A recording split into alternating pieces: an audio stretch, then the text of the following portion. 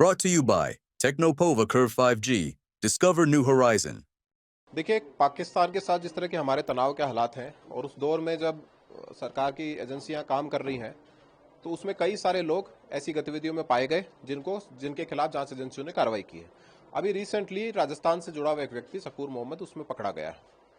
अब उसके बारे में जानकारी सामने आई है कि वो कांग्रेस पार्टी के पूर्व मंत्री सालेह मोहम्मद का निजी सहायक रहा, पीए रहा।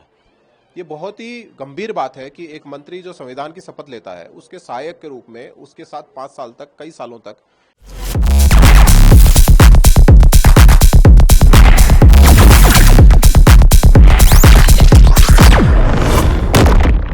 एक व्यक्ति ऐसा व्यक्ति काम कर रहा है जिसकी गतिविधियां देशद्रोह की श्रेणी में है, जिसकी गतिविधियां देश के खिलाफ हैं और दुश्मन देश को सूचनाएं लीक करने के आरोप में आज वो पकड़ा गया है।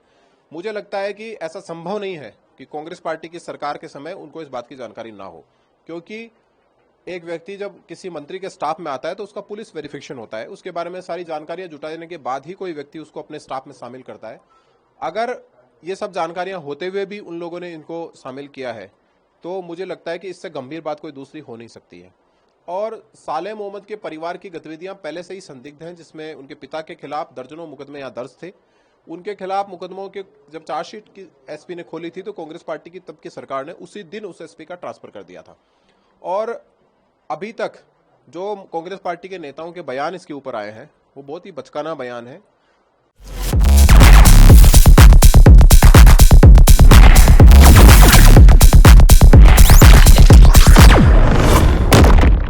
मुझे लगता है कि वो गंभीर राजनीति नहीं कर रहे हैं कि जिस तरह वो बयान दे रहे हैं और बचने की कोशिश कर रहे हैं। मुझे लगता है कि इस पूरे प्रकरण में कांग्रेस पार्टी के बड़े नेताओं को सामने आकर बयान देना चाहिए, क्योंकि कांग्रेस का इतिहास है कि कांग्रेस कभी देश के साथ नहीं रही।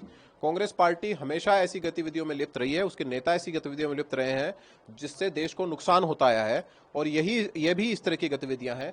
तो मुझे लगता है कि कांग्रेस पार्टी इस देश के लिए एक अभिशाप की तरह है। कांग्रेस के नेताओं को सामने आकर इस पूरे प्रकरण के ऊपर बयान देना चाहिए, और मुझे लगता है कि देश से माफी मांगनी चाहिए। Brought to you by Technopova Curve 5G. Discover new horizon.